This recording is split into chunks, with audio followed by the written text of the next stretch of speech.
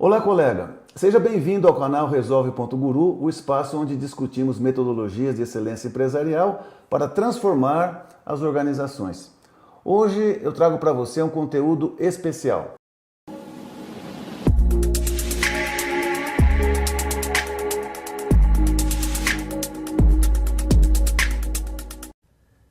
Vejamos agora os princípios filosóficos da teoria das restrições. Esses princípios só ficaram aí claros depois que o Goldratt, já com 25 anos aí desenvolvendo a teoria das restrições, ele expôs esses princípios nesse livro chamado The Choice, A Escolha, foi a tradução em português. Um livro muito interessante de ler, recomendo aí para você. Ok. Eu vou fazer em seguida, então, um resumo desses princípios, praticamente um resumo desse livro. Começando pelo seguinte, se nós queremos realizar algo relevante, deixar uma marca, um legado, viver uma vida plena, ou seja, realizar algo excelente, nós precisamos pensar com clareza. É preciso desenvolver essa habilidade de pensar com clareza. Entretanto, existem 4 grandes obstáculos psicológicos que nos impedem muitas vezes de pensar com essa clareza necessária, ok? Vamos ver se você reconhece comigo aí que são realmente 4 grandes obstáculos. O primeiro deles é a percepção de que a realidade é complexa e essa complexidade muitas vezes nos freia. O segundo grande obstáculo é a aceitação passiva de conflitos. Naquela realidade complexa, a gente encontra com frequência forças contraditórias, interesses contraditórios, conflitos não necessariamente entre pessoas, também entre pessoas, mas todo tipo de conflito, devo fazer uma coisa, mas devo fazer outra, deveria fazer uma coisa, e também outra, mas não dá porque o recurso é limitado, ou seja, esse tipo de situação, existem conflitos. E a gente acaba aceitando isso como se fosse uma coisa, um fato da vida, e passa a conviver com isso aí, sem resolver enfrentar esses conflitos. Terceiro grande obstáculo de pensar com claridade é a tendência quase que natural, de que se alguma coisa vai mal, é culpa de outros, não é da gente. Então a gente tem a tendência de apontar o dedo para outro lado, ok? E finalmente, um quarto grande obstáculo é pensar que já sei, o que coloca a gente automaticamente no modo de disparar alguma ação que não necessariamente e muito provavelmente não vai ser a mais eficaz. Concorda comigo que são realmente 4 grandes obstáculos e muitas vezes aquela conquista de algo relevante, né, de deixar uma marca, um legado, ela não se dá e às vezes a gente passa uma vida inteira sem conseguir essa coisa mais expressiva na nossa vida por causa justamente desses 4 grandes obstáculos. Ok, o Goldratt propõe como antídoto a esses obstáculos a adoção de 4 princípios. Eu diria que é um ato de fé, você adota esses princípios e depois você vai vendo a validez dos mesmos, né? Eu já são aí quase 20 anos que estou usando esse método e tenho visto, comprovado em várias aplicações, que realmente eles funcionam. Então o primeiro aí desses princípios é o princípio da simplicidade inerente. Diz o seguinte, toda situação é simples, se a gente conseguir raciocinar com clareza. Em seguida eu falo mais detalhes sobre cada um desses princípios. O segundo princípio é o princípio da harmonia inerente, que diz o seguinte, existe uma solução ganha-ganha que elimina o conflito sempre. Esse é o antídoto contra o segundo obstáculo da aceitação passiva de conflitos. O terceiro princípio é o princípio da bondade inerente. Em vez da tendência de culpar os outros, nós vamos partir do princípio de que as pessoas são boas, e tem um complemento importante aí, além de ser boas, além do mais, não são estúpidas. Como eu disse, nós vamos depois desenvolver um pouquinho mais sobre cada um desses princípios. Ok, finalmente, contra o obstáculo de pensar que já sei, existe aí o antídoto, é o princípio do potencial inerente. Toda situação pode ser melhorada substancialmente. Ok. Vamos conversar um pouquinho mais sobre cada um desses 4 importantes princípios, que são aí os pilares da teoria das restrições. Começando pelo princípio da simplicidade inerente. Essa frase resume bem o conceito. Diz o seguinte, a frase do Eli Goldratt: por trás de toda a complexidade aparente existe sempre uma simplicidade inerente que governa o desempenho do sistema. Então, se você quer ter sucesso, qualquer coisa que você realize, seja um projeto específico ou até um sonho da sua vida aí, é preciso explorar as muitas oportunidades que a vida nos oferece, ok? Se a gente adotar esse princípio como algo assim, uma coisa filosófica na nossa vida, a gente vai estar aí preparado para identificar e explorar as oportunidades mais importantes e significativas que a gente encontra na nossa vida profissional e pessoal. Falando de estar preparado para explorar as oportunidades, acho interessante essa frase do Sêneca, que diz o seguinte: sorte é quando a preparação se encontra com a oportunidade. Então, a melhor forma de você estar preparado e poder explorar uma oportunidade que aparece na sua vida é compreender as relações de causa e efeito que governam uma dada situação. Porque a partir dessa compreensão, você vai poder então interferir no ponto correto da referida situação, ok? Bom, isso requer uma atitude que o Goldratt chama de a humildade arrogante de um cientista. Humildade porque o cientista reconhece que não sabe tudo, não é? Então tem certas coisas que não sabe explicar e está disposto a estudar a partir desse reconhecimento humilde de que não sabe tudo. E arrogância, entre aspas, para estar certo e seguro de que é possível sempre encontrar uma solução, porque senão você nem se mobiliza para buscar a compreensão da realidade. Se a gente não estiver preparado, se não fizer isso aí, nós não vamos poder discernir as oportunidades que a vida nos vai apresentando. E vai estar aí passivamente esperando pela sorte. E como a sorte não se concretiza sem preparação, a pessoa ou equipe de pessoas que não estiver preparada vai acabar desenvolvendo essa percepção e vai embutindo na mente esse conceito de que a vida não lhe dá oportunidades, que não é justa, que não pode fazer nada diante das circunstâncias, que a vida é assim mesmo, etc. Então, isso faz com que nós rebaixemos nossas expectativas, caímos aí num conformismo, ou então que construamos mecanismos de proteção para não ter que enfrentar aí a realidade nua e crua, né?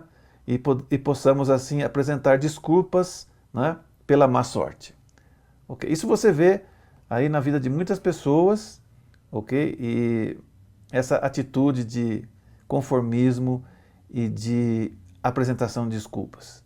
Claro que um ambiente assim, se a pessoa não estiver preparada e atuar dessa maneira, não vai poder nunca identificar e explorar as melhores oportunidades que aparecem diante da gente.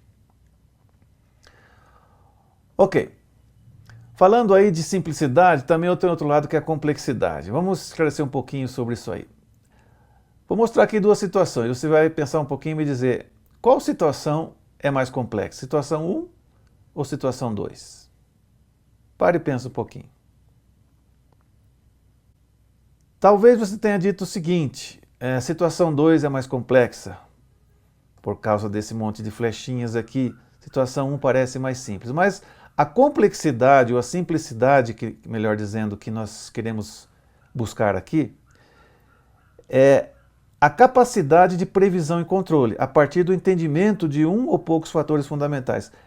Sob essa ótica aí, é fácil de reconhecer que a situação mais complexa é a situação 1, porque aqui você tem que estar aí identificando e tratando separadamente 4 fatores separados, enquanto que na situação 2, por essas relações de causa e efeito que essas flechinhas implicam, você vai reconhecer que o ponto nevrálgico aí de atuação, o foco, é esse fator G, que se a gente põe o dedinho aqui, então você desencadeia toda uma série de efeitos, porque as coisas estão interrelacionadas. E é isso que a gente vai buscar no Thinking Process, essa compreensão, essa análise sistêmica que permita ver aqui onde é que está a restrição, onde é que está o problema central e dar o tratamento adequado para essa situação. Ok, outra premissa que está dentro desse princípio da simplicidade inerente é a premissa de convergência das causas. O resultado de perguntar sistematicamente, fazer a pergunta por quê, não é uma complexidade assustadora. A gente pode pensar que se a gente for perguntando por quê, porque diante de uma série de causas, a gente vai como que abrindo um leque de possibilidades que a coisa fica enorme. Mas é exatamente o contrário. O fato de você, sobre uma série de dados da realidade, você perguntar por que acontece isso, por que acontece isso, ocorre uma convergência a poucos, talvez um único problema central. Isso é o que nós chamamos aí de simplicidade maravilhosa. As causas convergem para um único problema central ou muito poucos fatores-chave que são a restrição do sistema. Outra premissa que está embutida aí nesse princípio da simplicidade inerente é que nós já temos suficiente capacidade intelectual para atuar sobre uma situação. Não nos falta a capacidade. A gente já nasce com um software aí poderoso que é o nosso cérebro, tá? E um hardware também, né? Então, se a situação está baseada em relacionamento humano, em qualquer tipo de instituição, provavelmente as pessoas que vivem essa realidade já têm o conhecimento prático e a intuição para iniciar um processo de pensamento e análise e poder intervir e melhorar radicalmente a situação. Em vários workshops que eu já fiz de planejamento, aplicando esse método, nunca nós tivemos que interromper porque, por exemplo, faltavam dados ou a gente não sabia por onde analisar e por onde concluir. Outra premissa é a premissa do comportamento lógico das pessoas. As pessoas têm comportamentos que estão baseados na lógica.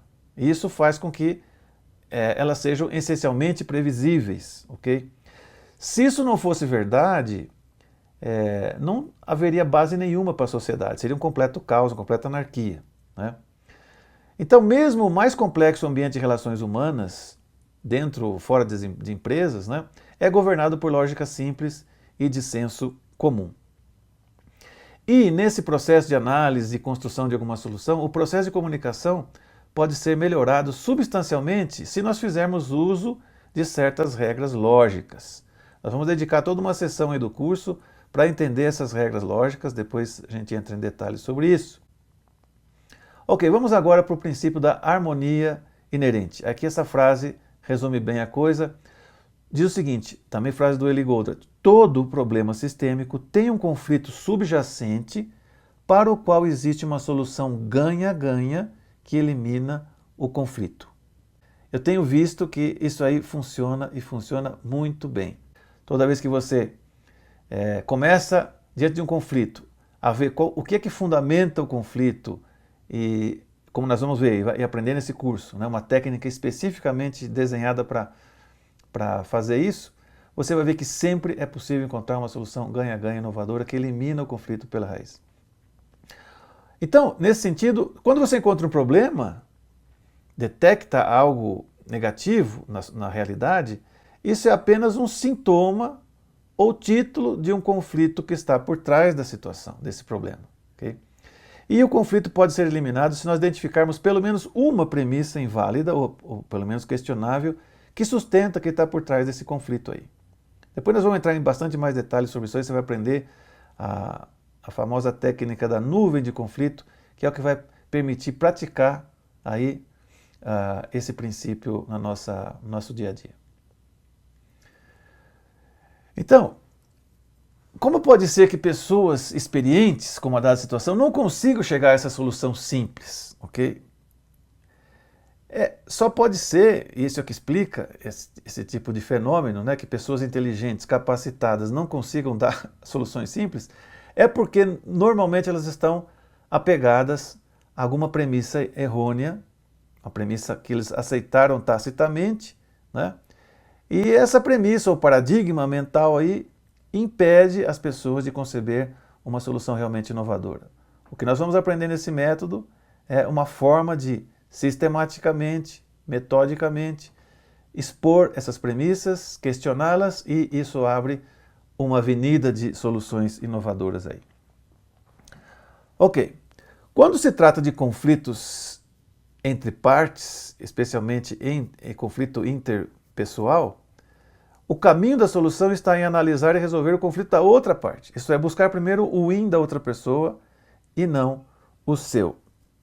Depois nós vamos ver casos, exemplos de aplicação disso aí. Você se colocar na posição do outro, isso também tem a ver com o princípio da bondade inerente que vem em seguida, para resolver o dilema da outra parte. Ao fazer isso, as coisas mudam radicalmente, como nós vamos ter a oportunidade de ver mais adiante.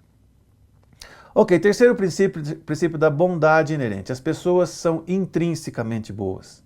A natureza, a fonte é boa, ok?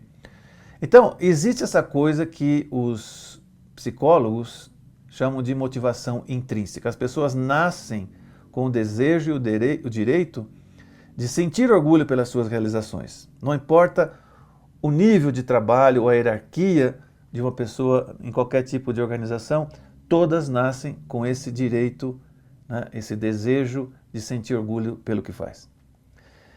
Então, no entanto, apesar de existir e ser altamente recomendável você adotar esse princípio, você encontra aí no mundo pessoas com mau comportamento, né? Mas aqui, se a gente adota esse princípio, o caminho para mudar esse mau comportamento, que a gente encontra às vezes em certas pessoas, não é meter o pau, não é simplesmente criticar, mas identificar e tratar as premissas errôneas que determinam aquele mau comportamento, das quais essas pessoas provavelmente não estão conscientes, ok? Claro que existem alguns casos extremos, tá certo? Condições psíquicas, psiquiátricas, né? Que não estamos falando disso, não estamos falando de enfermidade, mas na 99,99% das pessoas, isso aqui funciona muito bem. Se você se aproximar diante de uma pessoa que está com mau comportamento, só essa atitude de se aproximar para tentar construir uma solução, a pessoa já vai ver como algo positivo, já vai se sentir respeitada. E se além disso você ajudá-la a identificar essa premissa equivocada e resolver uma situação que está afetando ambas partes, essa pessoa vai passar a te ver não como inimigo, mas agora como um aliado, e você conquistou então esse aliado aí para o resto da vida. É um resultado completamente diferente do que seria o tradicional, diante de uma dificuldade, uma pessoa que está aí com mau comportamento, a gente meter o pau, o que causaria mais distanciamento e intensificação do conflito em vez de resolver. Então, o caminho é analisar e eliminar o conflito que a pessoa vive por adotar tais premissas, e nós vamos aprender como fazer isso exatamente. Finalmente, o princípio do potencial inerente. Se nós encontrarmos e substituirmos aquela premissa falsa, o conflito desaparece e com ele desaparece o problema central, que era a restrição de toda a situação. E isso promove um breakthrough, um salto quântico aí no desempenho do sistema, como parece um passe de mágica. A gente às vezes se surpreende com os resultados. Portanto, se a gente encontra problemas grandes e persistentes, aí é que estão as melhores oportunidades de fazer algo realmente inovador, revolucionário. Ok? Melhorias substanciais são sempre possíveis, porque, como a gente viu lá no começo, sempre existe uma restrição. Se nós desenvolvemos técnica e atuamos para identificar e atuar sobre essas restrições, nós vamos sempre observar esse potencial inerente de promover grandes melhorias. Então, nunca diga assim, já sei. Porque ao você dizer já sei, automaticamente você já vai entrar no modo de simplesmente polimento da situação atual, ou seja, fazer pequenos ajustes, pequenas melhorias e não buscar esse salto importante, esse breakthrough na solução da situação. Também não caia no outro extremo oposto, dizer eu não sei nada, porque a gente sempre recorda aquela premissa lá de que sempre temos conhecimento e intuição suficiente para poder atuar sobre a situação. Ok, praticar essa forma de pensar, não só desse princípio, mas dos 4, tá, como um estilo de vida, é uma excelente maneira de gerar oportunidades significativas na nossa vida. Resumindo tudo então, como pensar com clareza? Vou mostrar aqui uma tabela onde nós vamos contrastar aqui, confrontar o pensamento tradicional, que está aí, como eu diria, cativo daqueles obstáculos psicológicos contra o pensamento claro, e o pensamento toque, que permite a gente então tratar, intervir na situação de maneira radicalmente diferente. Por exemplo, a situação de encarar a realidade. O pensamento tradicional, a premissa é que a complexidade é inerente, é isso que está embutido na cabeça da pessoa. A partir então dessa percepção de complexidade, a decisão natural é dividir essa complexidade em pequenas partes mais gerenciáveis, é o que eu chamo de paradigma da fragmentação. E a partir daí, a gente passa a considerar todas as partes como se fossem independentes e igualmente importantes. Isso vai só, é como se fosse assim, profecia autorrealizável. Isso só vai reforçar ainda mais a percepção de complexidade, por causa dessa fragmentação que nós introduzimos na situação. Já o pensamento toque, completamente diferente. Nós adotamos aí a premissa da simplicidade inerente, o princípio da simplicidade inerente. A simplicidade inerente, existe sempre um problema central, a restrição. Portanto, a partir disso, a nossa decisão vai ser, logicamente, identificar e tratar primeiramente os aspectos relacionados com a restrição e subordinar as demais partes a tal decisão. Você vê que são formas bastante diferentes de você encarar a realidade. Vejamos aqui outra situação. Quero melhorar o desempenho. A premissa tradicional é que a limitação é inerente. Não dá para fazer nada, tal, assim é.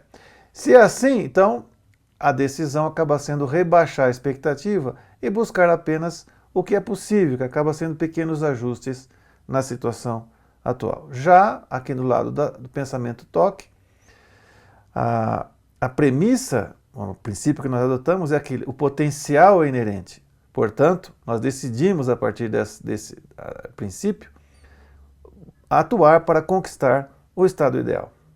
Outra atitude completamente diferente.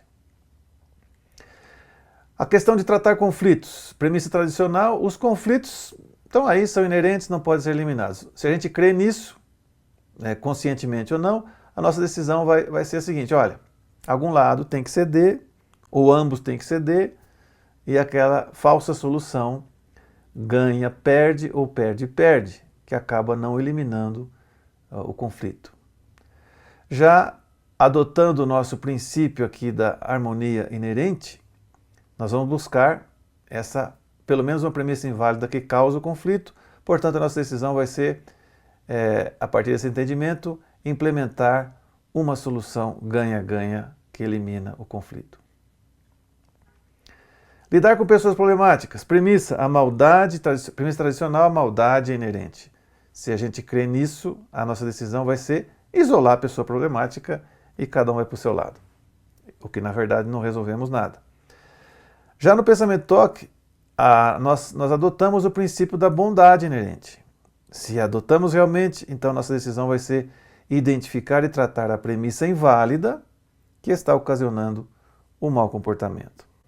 Você vê, portanto, que são atitudes, formas de pensar e atuar completamente diferentes. É isso que nós propomos aqui, certo? E é isso que nós vamos agora, a partir do desenvolvimento aí do curso, nós vamos instrumentar você, dar as ferramentas para você poder praticar essa coluna aí do lado direito. Encerro essa sessão aqui com uma frase do Goldratt, que diz o seguinte, essa frase extraída aí do livro The Goal, a meta. Finalmente, mais importante, eu quis mostrar que todos nós podemos ser excelentes cientistas. O segredo para ser um bom cientista, eu creio, não está na capacidade intelectual. Isso já temos bastante. Basta simplesmente contemplar a realidade e pensar de maneira lógica sobre o que vemos.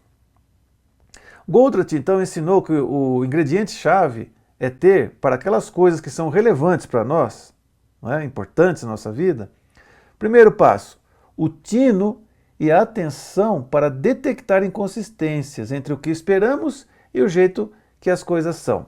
A gente vai chamar isso aí mais para frente de efeitos indesejáveis, EIs. Então, detectando esses efeitos indesejáveis, passo 2, ter a coragem e a perseverança para desafiar as premissas básicas relacionadas com essas inconsistências. Esses 2 passos simples vão ajudar a gente bastante a aprender com as nossas experiências, capitalizar os sucessos e deixando aí de repetir os erros, o que nos vai colocando numa condição cada vez melhor para enfrentar e tratar e melhorar a realidade. Outra frase do Goldratt, daí do livro The Choice, a escolha. Eu sorrio e começo a contar com meus dedos. 1. As pessoas são boas. 2. Todo conflito pode ser removido. 3. Toda situação, não importa quão complexa pareça no início, é sumamente simples. 4. Toda situação pode ser melhorada substancialmente, nem mesmo o céu é o limite. 5. Toda pessoa pode viver uma vida plena. 6. Sempre existe uma solução ganha-ganha. Devo continuar a contagem? Então você vê que se abre uma perspectiva na nossa vida profissional e pessoal completamente diferente, muito mais positiva, muito mais otimista. E nós vamos aprender aqui nesse curso as ferramentas que vão te habilitar a praticar isso aí. Ok, vamos ver aqui agora algumas questões de revisão conceitual. Ok? Em cada sessão eu vou fazer no final algumas perguntas para você. Procura responder. Se você não conseguir responder ou errar várias dessas aí, não são muitas, volta e revisa o vídeo. Não passe adiante sem que essas questões estejam claras, a resposta esteja clara para você.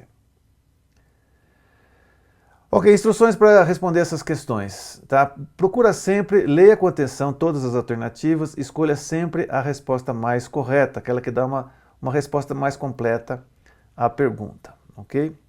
Então, eu exponho, leio a pergunta, mostro as 4 alternativas, você congela o vídeo, aí pausa, anote a resposta e aí você avança o vídeo para ver a resposta que nós vamos ressaltar em vermelho. E assim vai ser no final de toda sessão aí do curso.